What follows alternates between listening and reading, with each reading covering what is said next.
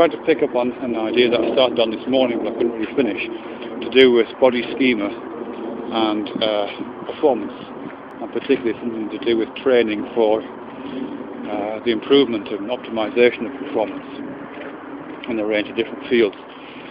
And I've kind of come at that as I've been thinking from a slightly different direction, actually thinking about space and about the relationship to space that one has as an embodied being, and how that might change under certain circumstances, and how certain circumstances, certain training methods might allow one to have a different relationship to space, and how in turn that might have an effect on performance. I'm not sure if I can get to the last thing again still, but I'll work towards that.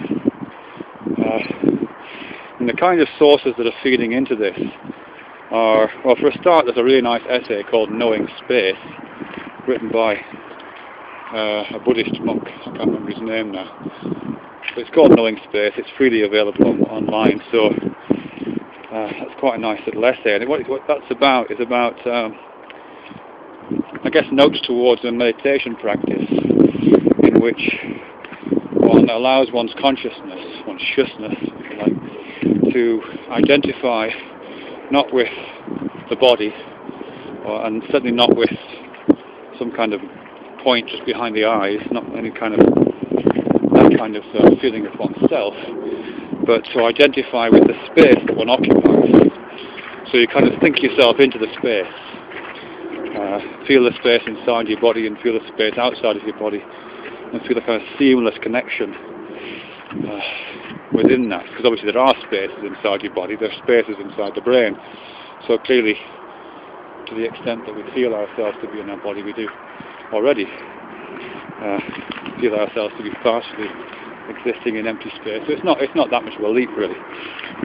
So you feel oneself to be extending out into space and not located as an object in space, but as permeating through space. That's one source. The second source, which I've mentioned before, is some writing by a mystic called Thomas Traherne. I think it was like 17th or 18th century, something like that. He was a priest, but also a mystic.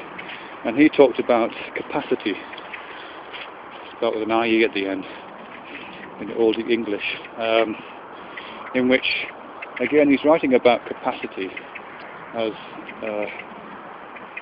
a descriptor of consciousness, or a descriptor of a way of being, an experience of consciousness, which again he associated with a particularly enlightened state, or a kind of mystical divine union kind of state. But the capacity is indicating there, in its most literal sense, it's a volumetric extension. And in Traherne, it's a large volumetric extension. It's not just the inside of the head, it's extended capacity. So again, one feels oneself to be extended across space and not a kind of solid object within that space. I'm also thinking here about Douglas Harding's work on headlessness. It's a kind of Zen, Western version of Zen is how it's often described. It's a series of exercises based on personal experiences he had, which again encourage this kind of non-dual Advaita state, a kind of enlightened state, in which one feels oneself not to be an object in space, but distributed across space. And the term that's often used in relation to Harding is immensity, so one feels oneself to be immense.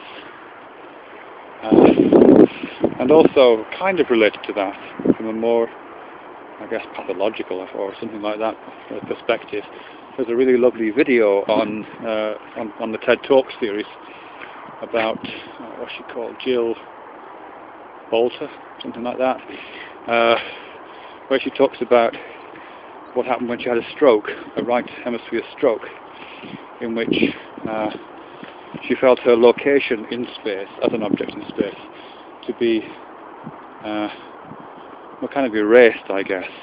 She felt herself to be extended and immense, and was also almost incapacitated by that experience. But she also speaks very positively about it. She called it my stroke of insight.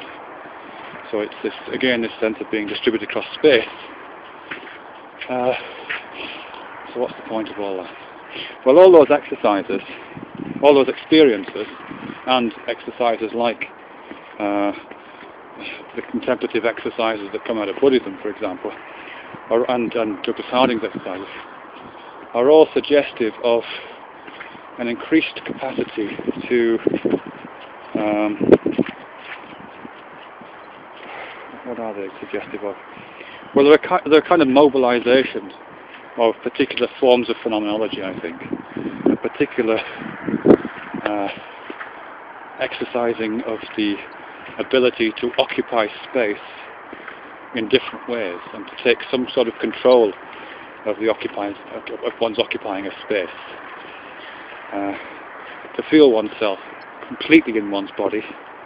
And here I'm also reminded of those contemplative exercises in which one gives a particular attention to, for example, the feeling of the ground under your feet.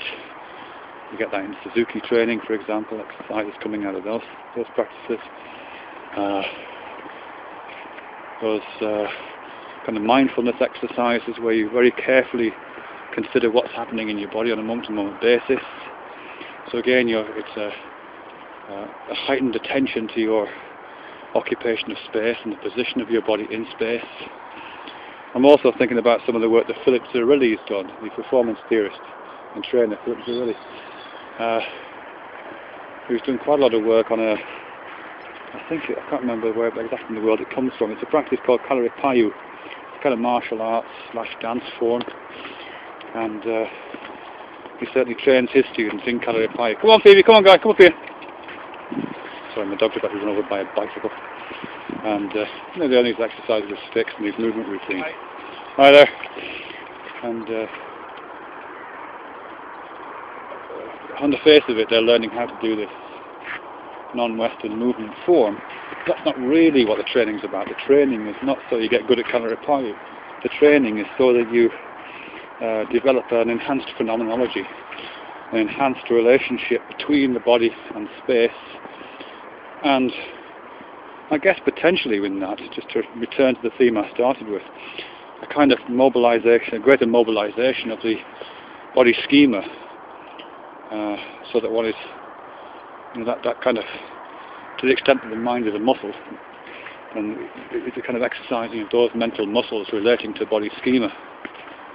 There's a really nice phrase in Kalaripayu that Zarilli quotes, and it's that if you're good at that kind of training, or once you've practiced it for a while, he says the body becomes all eyes.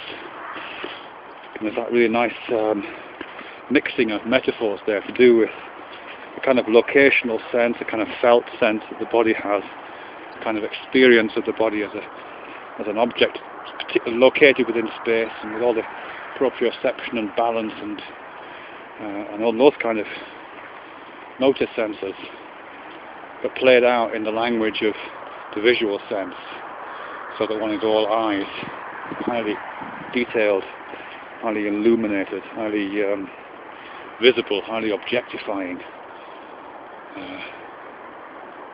way of being, I guess. I'm not sure I've really got to this idea of what body schema is. I guess all what I'll have to look at is to find out if anything that can support the idea that some kind of physical practice actually enhances the ability of body schema to operate or to come under some certain sorts of control outside of the particular training that practice originates from. Snowing again.